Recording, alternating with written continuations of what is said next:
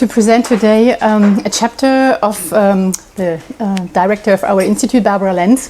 Unfortunately, she couldn't make it to be here today, so I have the honor to present her work and also some of our common work. Well, smart mobility services, they only have a really short history. They only came up the beginning of this decade. And well, actually all started with a smartphone being launched in January 2007. And since that time, actually this device is widespread all over the world and all over, well, most of the, by now, even age groups. It's actually the core element to bring up several mobility services. They give information and they also give access to mobility services. So mobility itself, and well, actually they start to really become very visible.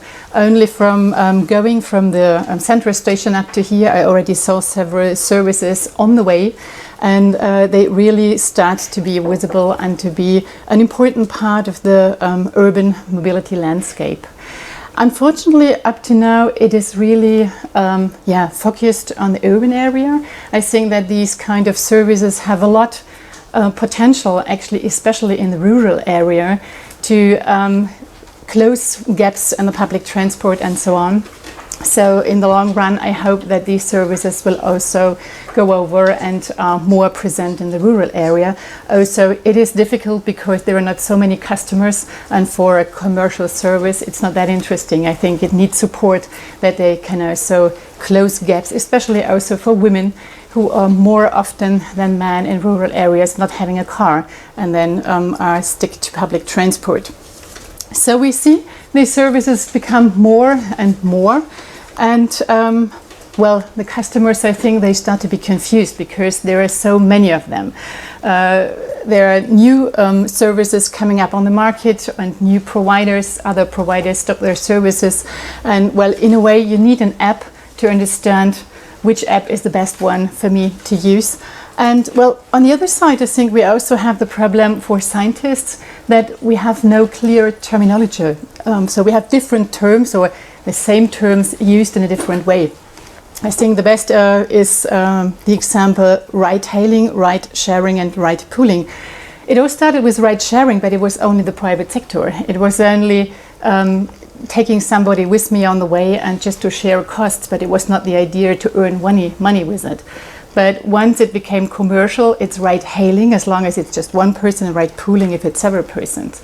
But this is the explanation we have in the German context. I think it's not in every country the same definition. So we see on the one side customers are confused, and on the other side also scientists are struggling even with terminology.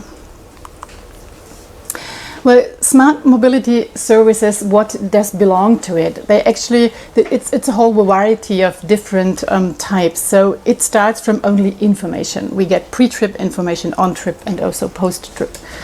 Then we can make reservations and ticket purchase, or we can get direct access to mobility like car sharing or ride pooling. And then we have new services that came up because of the possibility of digital devices. And we have also already existing services that just change because we have this possibility.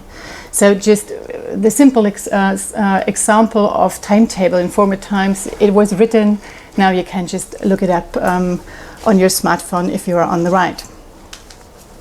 And we also can distinguish monomodal and multimodal services. So sometimes we have just one mode the service is made for, and sometimes it's multimodal in the sense I can choose between different ones, and also in the way that I get all the options. And behind this is the idea that the user is a person using the right mode just in the right situation, and there is a big hope that people behave more sustainable in this way because they have all the different options and have the possibility to look which one is the fastest and fits best in this situation.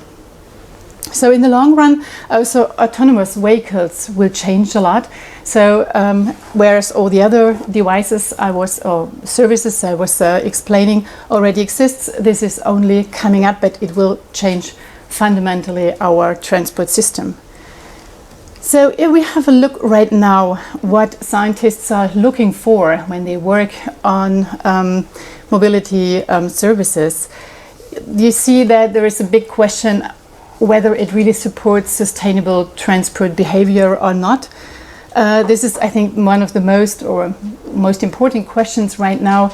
If we have a look from the gender perspective, we see there is hardly any work done right now.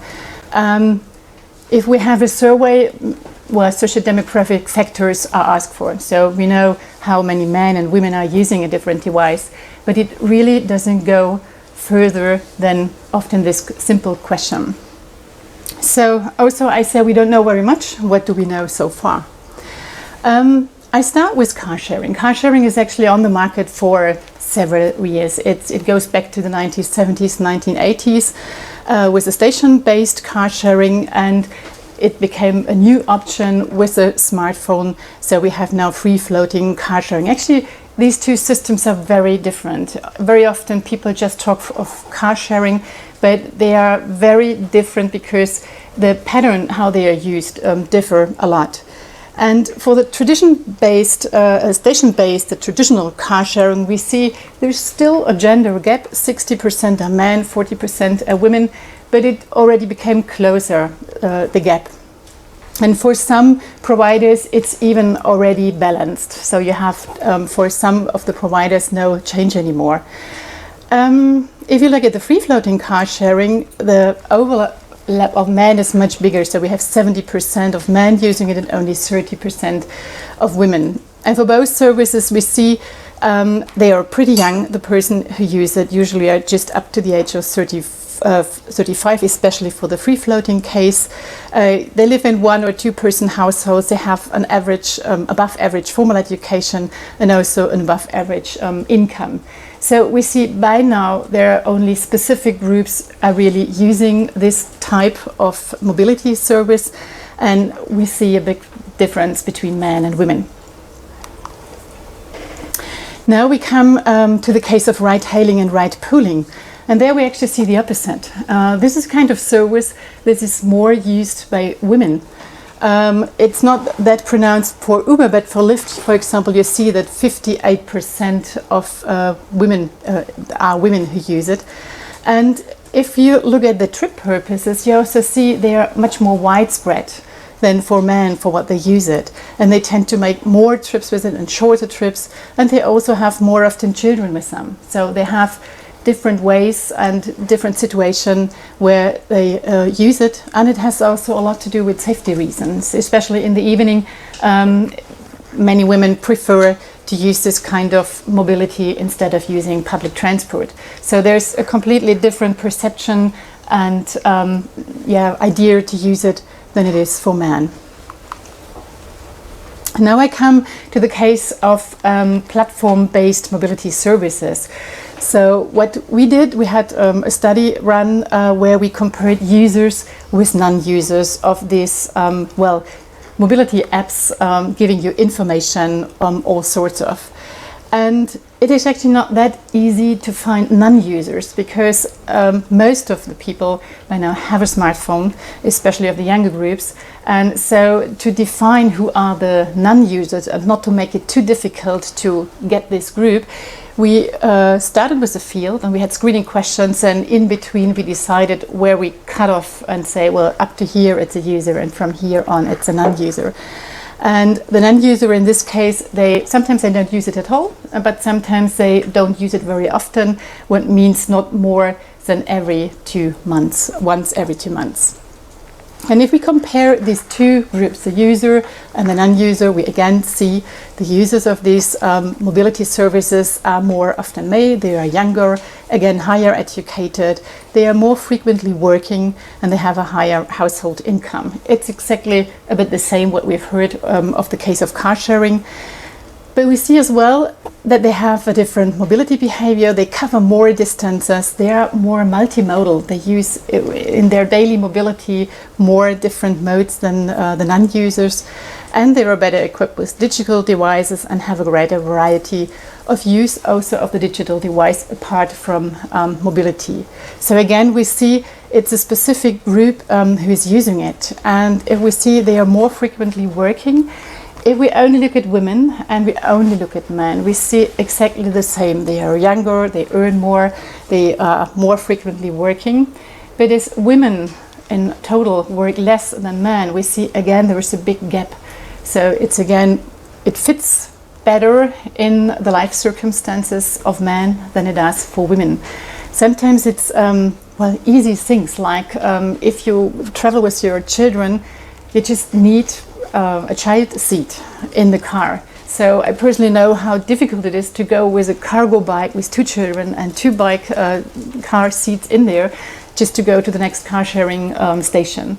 So sometimes there are little things not thought about or not solved the problem to make it easier for women to use this kind of services. And sometimes it might be even more that they need completely different services we just didn't see right now. I skipped that one because I think we're a bit behind. So what we see is that these services are very different used by men and women. Some more women use it, others more men are using it. And as I said, we are not very far in our gender studies on these smart mobility services. So it makes sense to look at areas where we know more because we already studied it for a much longer time. And mobility behavior, there's actually a huge body of literature on this topic. It started also in the 1970s. And what we see here is, on the bottom of the life course, it starts from childhood, teenager, young adult, with a middle-aged adult up to young age pensioner, and on the very right, old age pensioner. And these different life phases, we have different circumstances. So for children and teenagers, they are girls and boys in the same situation. They go to school, their daily patterns are very similar, and we see also mobility behavior is very similar. What you see here, just as an example, is a daily distance by age and by sex, and you see for children and teenagers, there's hardly any difference between girls and boys. The differences start once, up from the 20s. Between 20 and 30 it starts, and the differences become more pronounced in the middle-aged. And it simply has to do with the fact that, once we reach the family phase, men, if they have children in the house or not, they are, for the biggest part, they work full-time. And for women, it differs. Some stay at home, some work part-time, others work full-time. And as soon as you compare men and women in the same situation, many of these differences we see for the total disappear. But they, for example, don't disappear exactly for the group of the full-time working men and women with children in the household. It probably has simply to do with the fact that the full-time working man has a part-time working woman at home, or perhaps a woman who stays completely at home. But if a woman is working full-time, usually she has a man who's also full-time working on her side, and then she still cares more for the children and is doing more homework.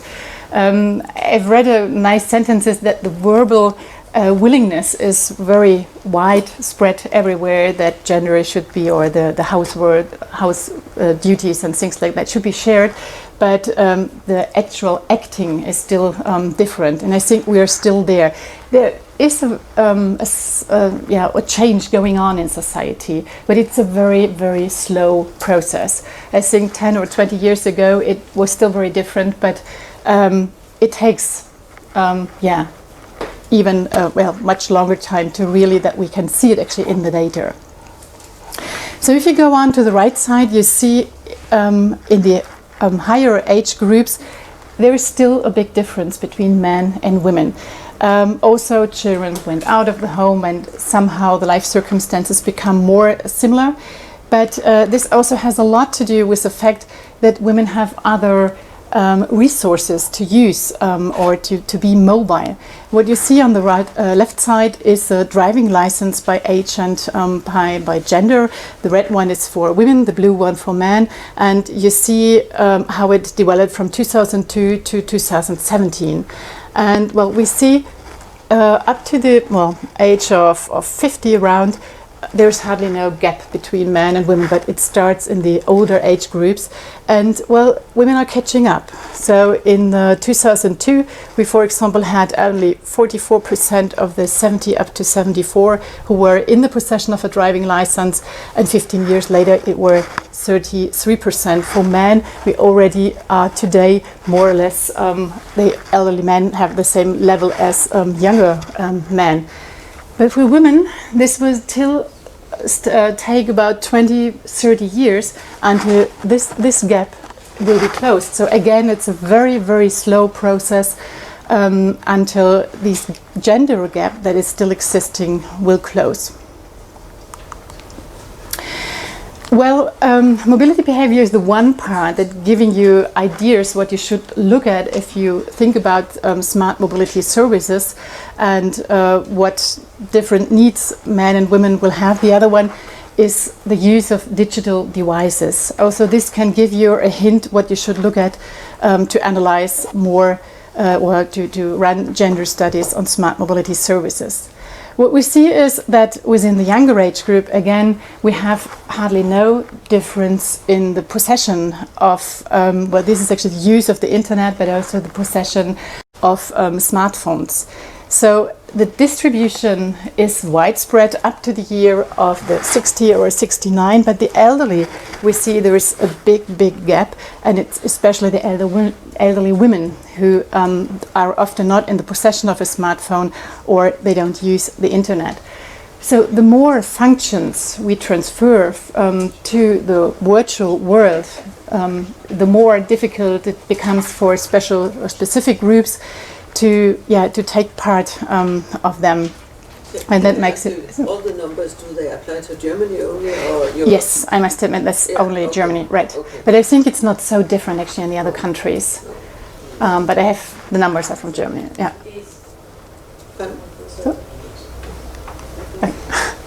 So what we actually see, there are certain groups who are, you have really to be careful that you don't lose them on your way, the more the mobility services come along.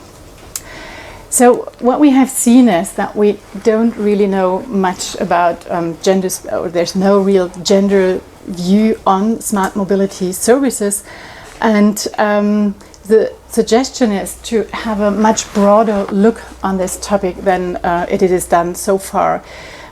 Law, she actually developed a framework for gender studies in general, late 1990s, and this one can actually be adapted also for studies, gender studies on smart mobility services. So what she's doing is all these areas she's taking into account, like division of labor, access to resources, subject identity, this symbolic code. That's just very, very different from men up to women. And also the built environment and other subjects. Kind of the idea is to take them all into account. And if you want to do that, it's actually a big plaidoyer to make more qualitative research. It's not really able in the first step at least to have a quantitative research work on it. You probably should start with more qualitative work on it. So I think it's still a long way to go that we have the smart mobility to be a core element of the future transport system that really meets all needs of all users of the transport. So far, I think there's the danger that existing gender gaps will become wider or even new ones occur as long as we don't take that into account. I feel like the mobility services that are already on the market, we kind of are very late actually to have a look on it. But autonomous vehicle, we are at the very beginning. And I think it will be good to really start there really, really early, that this is so developed that it meets also the needs of all societal groups. And in that sense, I think if we go on with that, there might be in future that we have this system meeting really all needs and not only for specific groups. So this was a quick run to catch up a little bit of time and thank you very much for your attention.